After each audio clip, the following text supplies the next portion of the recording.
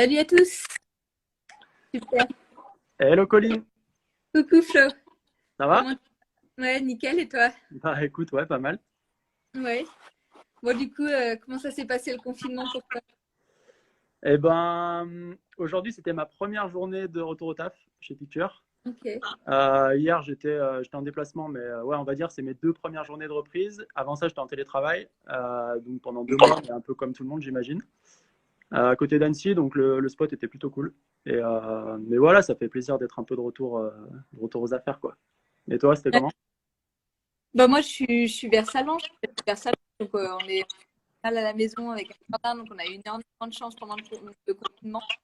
Et là, retour un peu à la vie normale, quoique ça change pas grand-chose pour moi, parce que je vais rester à la maison, de préparer les projets un peu prochains. Ouais, Et vu que la météo est pas avec nous cette semaine, bon bah on a limité un peu en montagne. c'est clair Mais qu'il a fait trop beau direct au début du confinement. Et là, on sort du confinement et on se tape un temps un peu pourrave, quoi. ouais, ouais bah, c'est vrai que pour les amoureux de la montagne, c'est un peu frustrant, mais bon, c'est comme ça. Je pense que le beau temps va revenir et on aura bien le temps de profiter plus tard. Et du coup, toi, ta fin de saison, elle a été écourtée par rapport à des projets ski que tu avais, etc. Parce qu'on s'est quand même arrêté mi-mars. Il y avait encore, allez, un peu moins de 2 mois peut-être sur une bonne saison de ski. Ça, t'as fait comment du coup? T'as mis des trucs en stand-by? Ça sera reporté sur l'année prochaine? Ça va se passer comment? Ouais, c'est vrai qu'il y a pas mal de trucs qui se sont arrêtés. Bah, nous, mi-mars, moi, j'ai fait sur un film cette année. Heureusement, on a fait les trois quarts du projet avant confinement, donc pour ça. Mais le dernier quart du projet qu'on devait faire, bon, bah, ça, on va devoir le reporter soit si on peut, mais je pense qu'il y a de fortes chances quand même que ce soit annulé. Et si les événements sont pareil, annulés. Mais bon, c'est comme ça et je pense qu'on n'est pas les pires à prendre. Mais bon, gros, ouais, ouais, ça a chamboulé le quotidien, je pense, de tout le monde, que ce soit au milieu de la montagne, au milieu sportif ou toutes les professions au final. Gros arrêt, avec les côtés positifs et les côtés négatifs. Ouais, c'est clair. Bah, justement, on va essayer de parler des côtés un peu positifs. En tout cas, de mon côté, en fait, ça, mine de rien, 2 mois, c'est quand même assez long. Et au tout début du confinement, on voyait pas mal l'impact sur le changement climatique que ça pouvait avoir. Et du coup, ça te fait réfléchir. En plus, moi, mon boulot, c'est ça tous les jours. Donc, une telle crise, forcément, ça fait un peu réfléchir. Et c'est un peu comme ça que finalement, tu prends du recul, tu te dis, OK, on a l'engagement depuis le début. Est-ce qu'on en fait assez? Est-ce que même moi, en tant qu'individu, j'en fais assez? Et du coup, pour le coup, ça a été assez positif. Et le confinement, il a eu du bon par rapport à ça, pour se dire, OK, maintenant, comment on veut en sortir? Qu'est-ce qu'il faut faire pour en sortir et pour pas repartir comme en 2008, en fait. Puisque la dernière crise qu'on a eue, c'était 2008, crise financière. Et en fait, la reprise de cette crise, c'était une hausse de 5% des émissions de CO2. Parce que forcément, relance économique, quelque chose d'assez puissant. Et du coup, tu t'es dit, est-ce que c'est vraiment comme ça qu'on veut repartir? Parce que là, on est quoi? On est 12 ans, 12 ans, 12 ans de plus. Euh, c'est certainement pas le moment de repartir sur des erreurs du passé. Donc, Et malheureusement, effectivement, ouais, ouais, vas-y. Ouais. c'est ce qu'on entend pas mal. Enfin, il y a beaucoup de. Moi, j'ai vu qu'il y avait beaucoup de lobbying des entreprises, du patronat pour relancer. Tu dis, comme en 2008, il y a encore plus. Donc, il y a une autre voie, mais qui soit forte en face pour dire que non, nous, on ne veut pas partir là-dedans, quoi. Ouais, c'est ça. Et du coup, en fait, au tout début du confinement, il y avait vraiment pas mal d'articles qui sortaient, que j'essayais de lire, etc. Et il y avait un parallèle que je trouvais assez cool entre, tu vois, entre l'action gouvernementale qui est là, qui est ultra nette et rapide et radicale, parce que bah, le Covid, il est là, il nous rend malade, il tue des personnes. Donc il faut vraiment régler ce problème et le faire rapidement. Et là, pour le coup, le gouvernement, bah, je trouve que, et même à l'échelle mondiale, qu'il y a vraiment eu des mesures qui ont été prises, rapides, parce que voilà, le truc, il est sous nos yeux. Et du coup, j'ai fait ce comparatif tu vois, avec la partie climatique, où finalement le problème, il n'est pas nouveau. Autant le Covid, c'est quelque chose qui date de début janvier pour la Chine, mais le sujet climatique, il date d'il y a peut-être 40-50 ans, depuis que les experts du GIEC, ils avertissent tout le monde. Et je me suis dit, pour un problème qui est aussi lointain, une cinquantaine d'années derrière nous. Finalement, qu'est-ce qui s'est passé depuis tout ce temps? Et en fait, quand tu reprends une espèce d'évolution de la courbe des émissions de CO2, bah, tu te rends compte que tu as eu Kyoto en 97, tu as eu la COP 21 en 2015, tu as une COP par an depuis environ une vingtaine d'années. Et finalement, ta courbe des émissions, elle a grimpé, grimpé, grimpé, grimpé. Il y a énormément de choses qui se sont passées. Les énergies renouvelables, elles commencent à bien se développer. Tu as des marches pour le climat, tu as Greta Thunberg. Honnêtement, tu as plein de choses qui se sont passées. Mais finalement, depuis toutes ces années, il n'y a rien qui n'a pu empêcher les émissions d'évoluer, de grossir, sauf deux choses. Donc, ce que je disais, crise financière en 2008, et là, le Covid en 2020, où a priori, selon l'agence de l'énergie, on parle d'une réduction de 8% de nos émissions. C'est clairement du jamais vu. Et du coup, c'est assez, je trouve, assez symptomatique de la situation actuelle de voir qu'on a besoin d'une telle crise et d'un tel chamboulement du système pour vraiment arriver à réduire nos émissions. En fait, c'est là où je trouve que ça va vraiment, vraiment au-delà de ce qu'on peut faire, nous, individus, de même ce que peut faire une entreprise comme Picture ou forcément des plus grosses que Picture. On parle vraiment d'un truc qui est tellement mondial, tellement massif que c'est quand même complexe.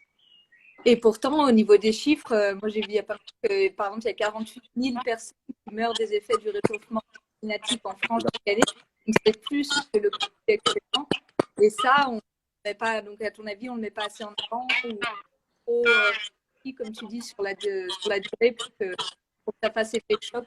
Parce que les victimes du réchauffement climatique, elles commencent à être nombreuses aussi humainement. Et du coup, peut-être qu'à un moment, prendre ça comme une crise sanitaire, ça va basculer sanitaire et c'est là qu'on prendra des mesures, à mon avis. Bah en fait, ce qui est assez bizarre, c'est que si le baromètre de notre capacité de réactivité, de réaction, c'était la santé, finalement, des mesures pour le climat, elles pourraient être prises depuis longtemps, parce qu'effectivement, comme tu le dis, on a des morts à cause de la pollution de l'air. Donc finalement, vu que c'est pas, tu vois, c'est pas une mortalité soudaine, tu vois, c'est quelque chose qui est du long terme.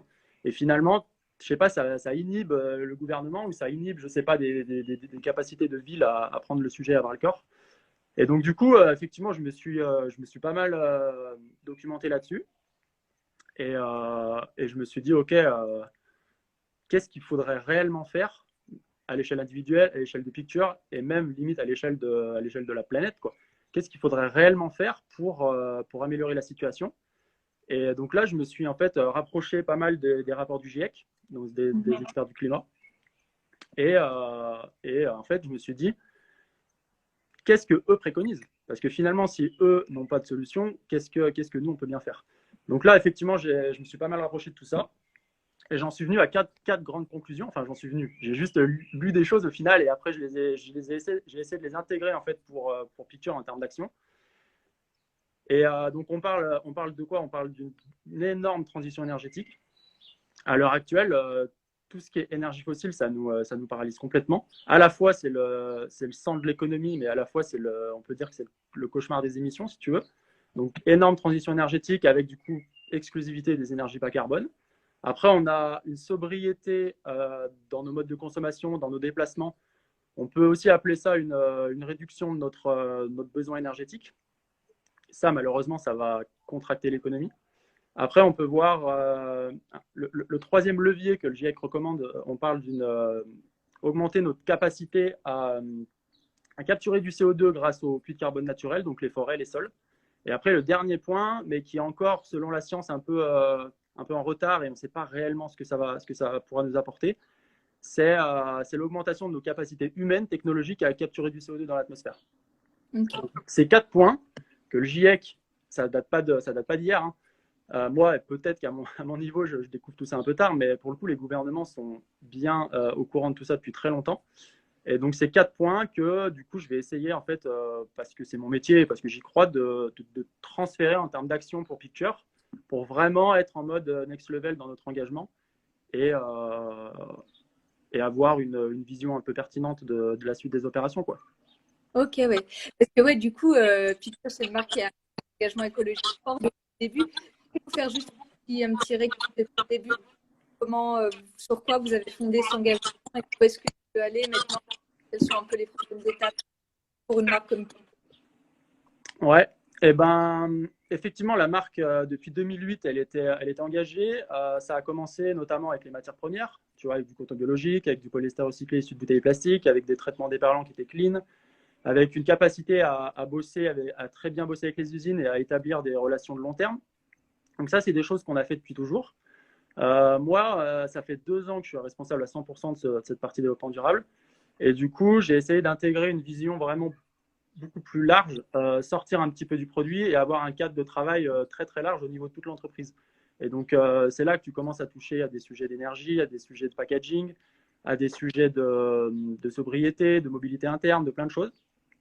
Et donc, on a eu cette certification B Corp qui nous a permis déjà d'élargir un peu le périmètre. Et en fait, là, vraiment, la sortie de crise et l'écriture du plan de route qui va voir le jour dans les prochains mois, c'est réellement de se caler sur la réalité des actions fortes à mener pour le changement climatique, enfin contre le changement climatique pour le coup, la réalité des actions fortes à mener que moi, du coup, je vais essayer de traduire pour Picture pour se dire, OK, là, on est réellement en train de faire des choses qui sont pertinentes. Moi, finalement, je ne fais que si tu veux, adapter des recommandations du GIEC pour la marque et essayer en fait de me caler sur un objectif de 1,5, de 2 degrés, qui est ni plus ni moins, si tu veux, que les accords de Paris. En 2015, quand les gouvernements ils ont signé les accords de Paris, c'était signé une limite des émissions à 1,5, une limite de la hausse des températures à 1,5, pardon. Donc, et c'est ce que le GIEC aussi recommande toujours. Donc moi, finalement, là, le next step, si tu veux, de l'entreprise, ça va être exactement ça, piloter l'entreprise avec une démarche qui est celle de respecter les accords de Paris 1,5 ou 2 degrés, parce que malheureusement, 1,5, a priori, c'est déjà mort. Donc voilà, ça va passer par ces 4 grands points que je te disais juste tout à l'heure. Mais ça va être un sacré challenge parce que en fait, on se rend compte que climat, énergie, économie, tout est lié. Donc ça veut dire qu'il y a une partie de l'opération où tu dois un peu calmer le jeu, transformer des modes de consommation. Mais ça va être hyper intéressant. Ouais, en fait, le principal, c'était aussi un peu le thème de cette discussion, mais le principal défi à relever après cette crise, ce sera sûrement d'essayer de relancer l'économie, parce que quand même, des travailleurs qui ont besoin d'un salaire, enfin, on ne peut pas tout arrêter comme ça. On a vu pendant ces 2 mois que c'était positif pour l'environnement. Donc, de relancer l'économie, mais en la relançant de manière propre possible. Enfin, moi, je trouve que ce soit au niveau personnel, soit des entreprises, soit au niveau du gouvernement, mais là, on devrait tous essayer de se dire comment est-ce que je peux continuer à faire mon activité, d'arrêter et de faire des grottes, mais comment je peux continuer mon activité et la faire la plus écologique possible. Et les marques, je pense qu'on peut le faire au niveau individuel. Il me semble qu'au niveau, il y a 25% des émissions de carbone en France qui concernent le niveau individuel, logement, transport, et 75% qui concernent le niveau plus global, les émissions d'État. Donc, ça, on agit au niveau individuel, à 20%. Donc, 15% restants, vous avez une partie forte. Et aussi, de faire en sorte que le gouvernement entende notre voix. C'est vrai qu'on essaie de faire des efforts, c'est surtout autour de nous. On essaie de faire des efforts, mais par exemple, si à Paris, ça coûte 60 € de plus voiture, c'est aussi légitime. Je vais prendre ma voiture parce que j'ai plus de la fin du mois. Et donc là, il faut quelque part qu'il y ait des bonnes stations, enfin, qu'il y ait des choses au niveau des lois pour aider à ce. Et est-ce que toi, tu fais par exemple un appel général de l'industrie d'or ou des marques comme ça pourrait aider comment faire un peu influer les gouvernements du côté de la écologique? En fait, moi, ce que j'ai identifié chez Picture, c'est que notre plus gros problème, mais c'est carrément le problème de de toutes les marques et de toutes les entreprises, il est énergétique. Et nous, à notre petite échelle, pour arriver à modifier les pratiques énergétiques de nos partenaires, notamment à l'étranger, il faut qu'on ait une espèce de coalition avec d'autres marques pour finalement peser.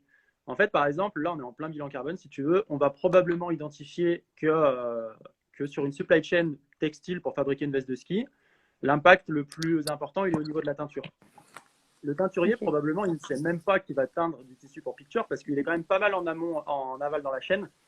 Euh, donc, ce que j'ai identifié a priori, c'est qu'on pourrait, par exemple, créer une coalition de marques, qui, toutes ces marques identifiées étant présentes chez ce teinturier, et du coup développer, tu vois, je dis n'importe quoi, mais par exemple, chaque marque met 10 000, et du coup, cette usine, là, en l'occurrence, on parle d'une peinture picture, c'est à Taïwan, et ben, cette usine taïwanaise pourrait se doter de panneaux solaires financés finalement par les entreprises qui sont présentes chez eux et et qui augmentent le besoin énergétique de cette entreprise-là, puisque finalement, elle a un besoin de teindre nos produits. Donc, ça pourrait être notre responsabilité, si tu veux, de modifier ces pratiques énergétiques et de s'allier avec d'autres marques, parce que Picture tout seul ne pourra pas le faire. Donc, finalement, moi, la reprise que je vois, elle est pas mal là-dessus, autour de ce GIEC, comment ça va venir se caler en termes d'action chez nous, et comment, en fait, on peut investir dans tous ces points-là. Donc, le point de vue énergétique, pour moi, c'est le plus important. Mais puis après, tu vois, si on rentre sur un sujet un peu plus lié à la sobriété, qui était le deuxième point du GIEC, changer un petit peu les modes de consommation, c'est presque assez contradictoire ce que je vais dire, mais moi, on sait pertinemment, il y a des études là-dessus qui le montrent, qu'il faudra acheter moins de produits neufs. Nous, Oui. paradoxalement, c'est notre métier, si tu veux, de faire des vestes de ski qui sont neuves. Mais moi, je juge que pour aller plus loin et que pour vraiment engager un paquet de consommateurs et leur faire comprendre la réalité du problème, on doit développer la seconde main, par exemple.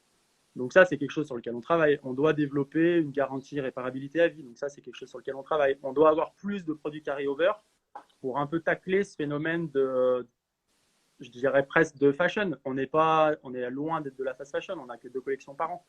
Mais se dire que cette veste, elle te va très bien, tu vas pouvoir la réparer. Et ben écoute, c'est parfait.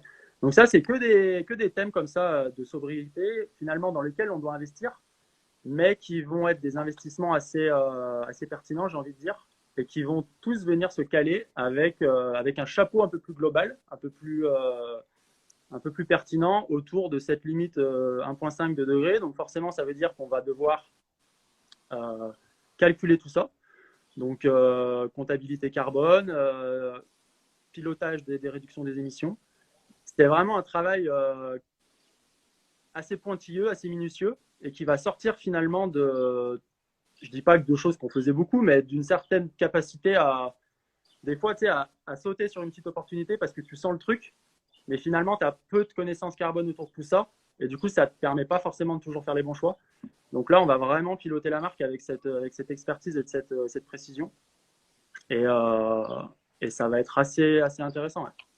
Donc ça, c'est vachement intéressant. Enfin, ça veut dire que même pour une marque comme vous, ne pas prôner la surconsommation et tout, ça peut être compatible avec la croissance de la marque, en fait. En fait, la notion de croissance, elle est assez complexe parce que tu vois, par exemple, quand tout à l'heure je te parlais de réduction des émissions de CO2, il n'y a que 2 événements depuis la Seconde Guerre mondiale qui sont parvenus à réduire les émissions de CO2. Crise financière en 2008, Covid-19 en 2020. Ça veut dire qu'on a besoin de contracter l'économie pour réduire nos émissions. Donc ça veut dire que à l'échelle individuelle, ça veut dire réduire ton besoin énergétique, et à l'échelle d'une entreprise, ça veut dire calmer le jeu sur cette notion de croissance. Et donc ça, c'est assez complexe à appréhender pour une marque comme nous, parce qu'à l'heure actuelle, on a encore un besoin de croissance, si tu veux, pour autofinancer nos propres investissements dans les énergies renouvelables, dans de la compensation pour aller, par exemple, justement, lutter contre la déforestation ou investir dans les énergies renouvelables aussi, investir, ce que je te disais, pour la partie sobriété. Donc ce besoin d'investir pour améliorer notre impact, pour nous, il est lié pour l'instant à un peu de croissance. Mais on sait effectivement qu'à horizon X années, et là c'est plutôt une discussion qu'il faudrait que j'ai avec les boss, mais que j'ai déjà un peu eu, on sait qu'une croissance infinie est impossible. Et j'ai presque envie, et à l'échelle du monde, c'est encore plus impossible. Mais le truc, c'est que c'est limite de la physique. Parce qu'en fait, les énergies fossiles, donc charbon, pétrole, gaz naturel, qui pilotent l'économie, elles ne sont pas infinies. Donc le jour où on va plus avoir de pétrole, plus avoir de charbon, plus avoir de gaz naturel, peut-être que ça sera dans 100 ans, peut-être que ça sera dans 200 ans, mécaniquement, ça va contracter la croissance et contracter l'économie. Le truc, c'est que est-ce qu'on veut attendre toutes ces années avant que cette économie se contracte? Parce que ça veut dire que si on a autant attendu, Entre-temps, on aura eu beaucoup d'émissions et un gros réchauffement. Mm. Et donc, plus on attend, plus c'est tard en fait. Plus ce sera trop tard et plus ce sera compliqué. Exact. Plus on attend, plus c'est tard. Mais, et en même temps, personne quasiment ne veut entendre parler de récession ou de décroissance ou de contraction de l'économie. Donc tu vois, tu prends un Trump qui s'est barré des accords de Paris. Peut-être que derrière son côté un peu je comprends rien, il s'est dit, moi je veux surtout pas contracter l'économie des USA. Ça me plaît pas du tout ça. Je veux de la croissance, je veux de la croissance. Du coup, il s'est barré des accords de Paris. Donc tu vois, c'est un sujet tellement complexe que, mais mine de rien, qui est vraiment réel. Et les deux événements 2008-2020 montrent qu'on a besoin vraiment de secouer le système pour que ça fasse quelque chose, quoi. Et tu pourrais nous faire un petit récap des basses technologies low-tech dont on parle beaucoup. Ce sera lesquelles à développer en priorité pour cette transition?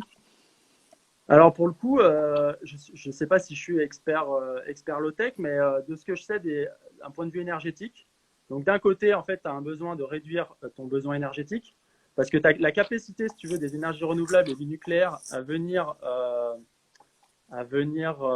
avoir un niveau de productivité tel qu'on connaît aujourd'hui avec les énergies fossiles, il est impossible. Intermittence, tu vois, le soleil, il brille la journée, le vent, tu ne l'as pas toujours. Donc, tu as des capacités de prod comme ça qui sont liées aux énergies renouvelables qui sont relativement faibles.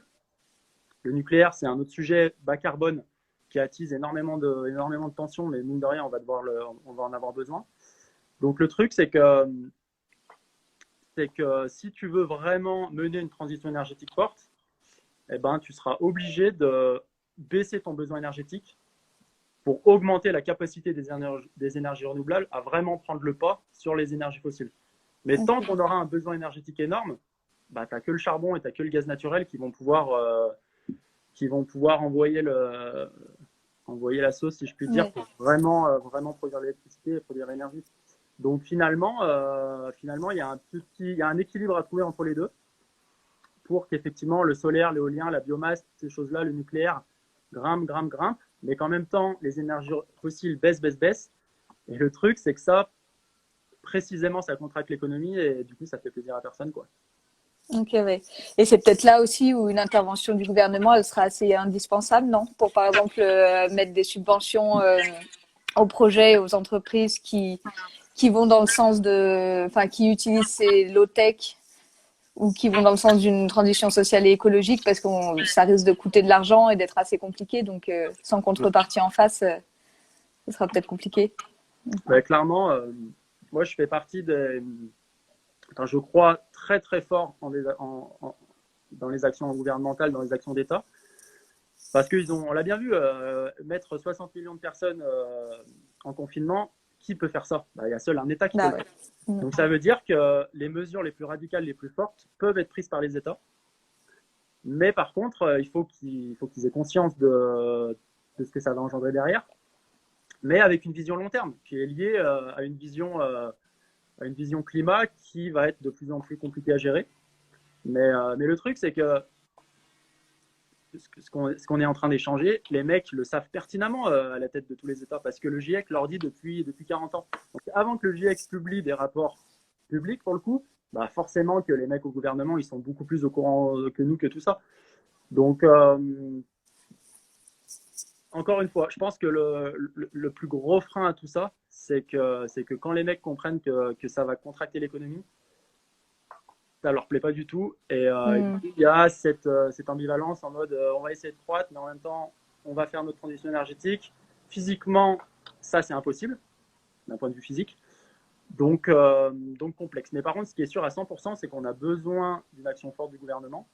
Et je pense qu'on a besoin, si peut-être eux, ils manquent je sais pas, de pertinence et tout, d'avoir des experts climat, économie, énergie, qui eux peuvent les orienter. Puis là, on peut se dire que ça pourrait être une bonne période aussi, parce que au final, il me semble que c'est avéré scientifiquement que la crise du Covid, ce virus, il vient un peu du dérèglement climatique, de la déforestation. Ouais, cette crise a coûté énormément d'argent au gouvernement et à l'économie. Donc ça pourrait être, si ce genre de crise se multiplie, à un moment, même pour l'économie, pour les bienfaits économiques et sociaux, on va être obligé d'agir sur l'environnement parce que sinon les crises vont se multiplier, les catastrophes vont se multiplier. Donc, enfin, ça pourrait être un argument de poids aussi. Ça peut être une période un peu charnière où soit on repart comme avant et les crises se multiplient, soit il y a des efforts qui sont faits et on limite à la fois les crises, peut-être aux dépens d'une reprise ultra rapide de l'économie, mais peut-être sur le long terme, ce serait bien plus intéressant voilà, d'agir sur l'environnement pour éviter ce genre de crise dans le futur, quoi.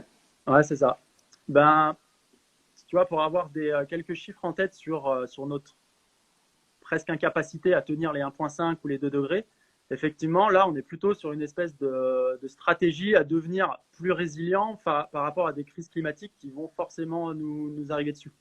Donc, je ne sais pas, je ne maîtrise pas assez ce sujet-là, mais en fait, vu qu'on arrivera, on va arriver peut-être à limiter le réchauffement climatique, mais pas autant qu'on voudrait. Donc 1,5, ce qui a été signé en 2015, c'est déjà complètement mort.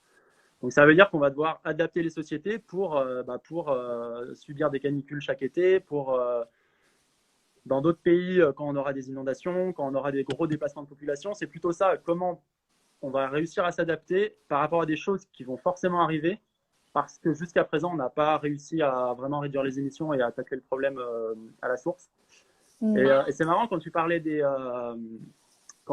lien Covid avec effectivement biodiversité, déforestation. C'est vraiment symptomatique de cette capacité, tu vois, où tu as une forêt qui a un puits de carbone. Donc, d'ores et déjà, quand tu déforestes, tu libères du carbone qui était séquestré.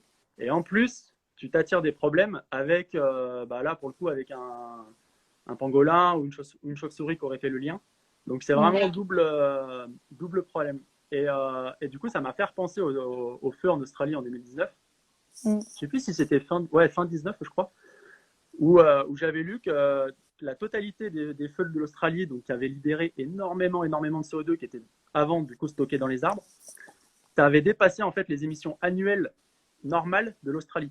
C'est comme si en 2019, il y avait eu deux Australies en fait, qui avaient chacun eu leurs propres émissions, mais avec les feux de forêt du pays qui étaient plus fortes que les émissions de l'Australie en tant que pays justement. Donc c'est dingo quoi. Donc le pire, ça peut vite devenir un cercle vicieux. On a déjà à s'occuper de nos propres émissions liées aux énergies fossiles. Si en plus on a des puits de carbone naturels qu'on dézingue, tu vois qu'on c'est ça, ouais. Ouais, c'est complètement un cercle vicieux. Mais bon, il y a aussi des choses qu'on peut faire. On ne peut pas parler que de. Ouais, non, il y a aussi plein de choses qu'on peut faire. Moi, je trouve que ce confinement, ça a été aussi l'occasion de se renseigner, de lire des articles. On avait plus le temps. Et moi, j'ai trouvé plein de choses à faire, un peu que je vais essayer de faire à un niveau personnel et qui coûtent rien. C'est il y a les actions classiques comme trier ses déchets, prendre son vélo et tout. Mais ça, je pense de plus en plus de gens le font. Mais il y a plein de choses dont j'étais pas consciente. Par exemple, que notre activité sur le net, elle consomme beaucoup d'énergie. Moi, ça, j'en étais peu consciente. Donc, par exemple, un truc tout simple comme supprimer ses mails, ça peut économiser de l'énergie ou les banques aussi. Les banques font énormément d'investissements, soit dans les énergies fossiles justement, soit dans des énergies propres pour certaines. Donc changer de banque peut être une manière enfin chacun peut un peu trouver sa manière d'agir dans ce sens-là et je trouve que ça vaut le coup de mettre toutes les actions en avant parce qu'on n'en entend pas forcément parler dans les grands médias. Alors que tous, on peut faire des petites choses qui coûtent rien. Donc l'argument, parce que c'est vrai qu'il y a des choses mettre des panneaux solaires sur son toit, ça coûte cher, mais il y a plein de choses qu'on peut faire qui coûtent pas grand chose, donc qui sont à la portée de tout le monde et ça vaut le coup d'être mis en avant aussi, ou à un niveau d'entreprise comme avec Picture, comme de votre côté quoi. Là, nous, ce qu'on observe chez Picture, c'est que finalement, on va conserver le télétravail. Alors pas en mode tous les jours, quoi, parce qu'à un moment donné, on a quand même envie de retourner au taf. Mais en fait, avant, on le faisait assez peu. Et finalement, on va le conserver à titre, sur la base du volontariat. Je ne sais pas à raison de si c'est 1 ou 2 jours par semaine ou une fois toutes les 2 semaines, mais c'est vraiment quelque chose qu'on veut proposer. Et en fait, avec tout le bilan carbone qu'on est en train de mettre en place, ça, on sera capable de le calculer en termes de réduction d'émissions carbone par an. Donc, on pourra dire, tu vois, à la fin de... là, on est en train de faire le bilan carbone pour 2019, donc ça ne va pas fitter. Mais par exemple, si on en refait un dans 2 ans, donc sur la base des émissions qu'on aura eues en 2021, on sera capable de dire que le télétravail dû à 60 personnes qui ont fait X jours dans l'année nous a permis de réduire nos émissions de X% par rapport à l'année dernière, où finalement il n'y avait pas eu de télétravail et que tout le monde venait tous les jours. Même si c'était en covoiturage, il y avait quand même tout le monde qui venait tous les jours. Ouais. Donc ça, on va pouvoir le calculer. Et en fait, ça fait partie, tu vois, c'est un pôle mobilité chez nous qui va être attaché à un pôle comptabilité carbone, où on se dira, bah, pour toujours être aligné avec Paris avec 1,5 ou avec 2 degrés, ce pôle mobilité, l'année prochaine, il doit continuer à se réduire en termes d'émissions de CO2 de X%. Et c'est comme ça que tu pilotes une amélioration. Et du coup, ça devient assez pertinent parce que les employés, je veux dire, quand tu leur mets un chiffre un peu à atteindre, ils ont trop envie d'améliorer un peu leurs notes ou d'améliorer leurs habitudes. Oui, comme un défi, quoi. Ouais, comme un petit Une sorte de défi. C'est assez cool pour la culture interne, pour l'engagement des employés, c'est trop bien, quoi. Ok, donc ouais, ça on peut dire que c'est quelque chose que vous avez pris suite à la crise sanitaire, au confinement. J'espère qu'il y a beaucoup d'entreprises qui vont suivre votre exemple. Et il y a d'autres choses aussi qui vous fait suite à d'autres initiatives que vous avez envie de prendre maintenant ou que le confinement vous a fait prendre conscience que c'était possible de faire autrement. Et ben par exemple, il y a le sales meeting. Tu sais, c'est Okay. le sales meeting où on regroupe toute la force de vente internationale. Donc on leur présente la collection qui sera en magasin dans 1 an. Et du coup, suite à ce sales meeting, tous les agents, les distributeurs rentrent chez eux et ils vont commencer à vendre en magasin les produits, enfin pré-vendre si tu veux, les produits en magasin. Ces produits-là qui se retrouveront du coup 1 an après et toi tu pourras les acheter. Donc ce sales meeting, on en a un en hiver, un en été. Donc là pour le coup celui de l'été il intervient dans 2 semaines. Et finalement donc on va le faire en mode digital parce que clairement on ne peut pas voyager et les gens ne peuvent pas venir en France. Et en fait on se rend compte que pourquoi pas conserver ce modèle de sales meeting digital summer année après année sur la version été. Sur la version hiver, c'est bien de se voir, c'est bien d'échanger sur l'actualité de la marque, etc. Et c'est un peu le grand rassemblement de l'année. Mais sur 2 sales meetings par an, avant qu'on faisait en mode physique, donc avec les gens du monde entier qui venaient en France et qui venaient nous voir, peut-être que maintenant on peut en faire 1 sur 2 en mode digital. Et ça, pareil, on sera capable de calculer la réduction des émissions qui sont liées au transport. Du coup, transport inexistant quand tu as une version digitale. Alors, bien sûr, tu as un impact lié au digital, comme tu disais tout à l'heure. Ça, pareil, on sera capable de le chiffrer. Et à la fin, on dira, bah voilà, avant, on avait 2 sales meetings dans l'année. Maintenant, on n'en a plus qu'un. Et la différence en termes de réduction d'émissions, c'est ça. Et du coup, c'est vraiment cette espèce de curseur carbone que moi, je trouve hyper intéressant. Parce que vu que le CO2 et les autres gaz à effet de serre, c'est notre principal problème, avoir cette comptabilité carbone assez précise, pour moi, il n'y a que ça qui te permet de piloter l'entreprise avec pertinence, quoi. Ouais, donc un peu trouver un équilibre entre c'est la nécessité de se voir quand même parfois et tout ce qu'on peut faire en télétravail ou en digital, le faire. Ok, nickel. Donc voilà, mais c'est clair qu'après, en fait là c'est ultra challengeant, c'est ça qui est trop cool, parce que là si on arrive à vraiment mettre tout ça en place, on aura une espèce de plan de route avec potentiellement une atteinte, essayer d'atteindre une espèce de contribution à une neutralité carbone dans les 5, peut-être 10 ans, bien avant ce qui est prévu pour l'échelle du monde en 2050. Donc parce que nous, on est une petite entreprise. Donc ça, c'est que des challenges qui sont trop intéressants parce que tu touches à trop de choses. Tu touches au sujet énergétique qui est complexe. Tu vas toucher à des puits de carbone naturels en fonction de lieux de production aussi. Donc, tu vois, comment arriver au sein de ta propre supply chain à faire bouger les choses.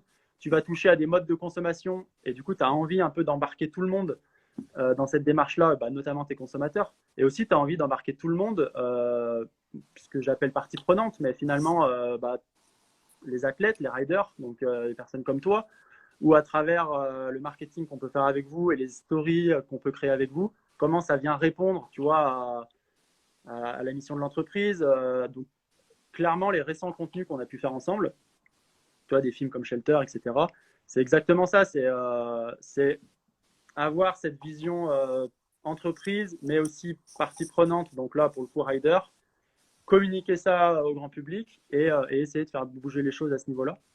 Donc c'est là que ça devient intéressant, quand tu arrives à embarquer tout le monde dans la démarche et que finalement, ce tout le monde, bah, il est forcément individu et il fait forcément partie d'une entreprise. Donc ça veut dire que cette personne-là, derrière, si elle comprend les problématiques et peut-être que Picture à sa petite échelle aura permis ça, elle va être capable de faire bouger les choses ensuite. Et c'est ça qui est assez cool. Ouais. Ouais, c'est ça, en fait, si chacun fait ce qu'il peut à son échelle, bah, au final, ça va faire une grosse différence et un gros mouvement, quoi. On en revient aux 25% que tu disais tout à l'heure, sur l'action possible individuelle, et le reste qui est quand même lié au système, et ce système qui peut se faire un peu bouger par les gouvernements. Ouais. Ouais, carrément. Bah, d'ailleurs, on peut presque conclure là-dessus, enfin, un peu en mode les pistes pour faire changer ça. Enfin, les pistes que soutient Pau, c'est aussi de faire du lobbying, pas du lobbying, mais d'influencer les décideurs politiques parce qu'eux, ils ont dans leurs mains une grosse responsabilité là-dessus. Et donc, Protect Our Winters, ouais, si vous voulez adresser des recommandations ou des idées tout simplement à l'assaut, il suffit de leur envoyer un message ou de mettre le hashtag POWPASS, POWPASS. Et aussi, Antoine de l'Assaut nous a rappelé tout à l'heure que y a les élections municipales qui vont continuer et les élections régionales l'année prochaine. Et ça, c'est super important aussi, parce que par exemple, au niveau du transport, c'est la région qui gère un peu tout ce qui est transport ferroviaire, train et tout ça. Et si on veut que ça bouge à ce niveau-là, les élections locales sont ultra importantes aussi, pas que les élections nationales. Et là, on peut tous on peut tous faire porter notre voix. Donc voilà, toi, je sais pas si Flo, tu veux rajouter un petit truc pour terminer. Bah, ouais, moi je terminerai sur un projet que j'ai vu passer il y a pas longtemps, qui est lié du coup à vraiment ces questions climat, énergie, économie, et finalement avec un projet du Shift Project justement qui est un projet de décarbonation de l'économie française. Donc avec à la tête des pointures des sujets énergétiques, pétrole, etc. Et du coup, qu'on crée un espèce de plan de route où ils ont pris 15 secteurs de l'économie française. L'énergie, le transport, la culture, voilà, plein de secteurs comme ça. Et avec des pistes en mode, OK, on décarbone ces secteurs, ça va avoir des influences sur celui-là, ça va avoir des influences sur l'emploi, sur l'économie. Comment on fait pour que tout ça se recroise? Et en fait, ce que j'apprécie, c'est qu'il y a une vraie rigueur physique, une vraie pertinence par rapport à tout ça. Et du coup, avec une volonté assumée de dire, notre projet ne fera pas grimper le PIB de la France. Par contre, il va clairement amener la France vers une neutralité carbone. Et donc après, quel choix on veut vraiment faire? Mais vu qu'il y a cette réflexion autour de la justice sociale, autour de l'économie et autour des emplois, je trouve ça très pertinent la manière dont c'est écrit, parce que c'est pas juste lutter contre le changement climatique, mais avec des solutions un peu bancales. C'est très physique, très concret, et c'est ça qui me plaît dans la démarche. Donc eux, en fait, ils ont cette volonté, cet espoir d'aller peser au niveau des décisions politiques et des gros décideurs économiques. Donc voilà, The Shift Project, très intéressant, très pertinent pour moi. Intéressant. Et toi aussi, j'ai vu que tu avais écrit un texte sur le site de Picture Organic Clothing. Tu peux me rappeler le nom du texte? C'est prise de recul, prise de position. C'est ça. Et moi, je l'ai lu il y a quelques jours. C'est vachement intéressant. Donc, si ça intéresse certains, je vous conseille d'aller lire ça aussi. Et voilà, continuer à se renseigner tous et un peu parler de tout ça, faire ce qu'on peut de notre côté.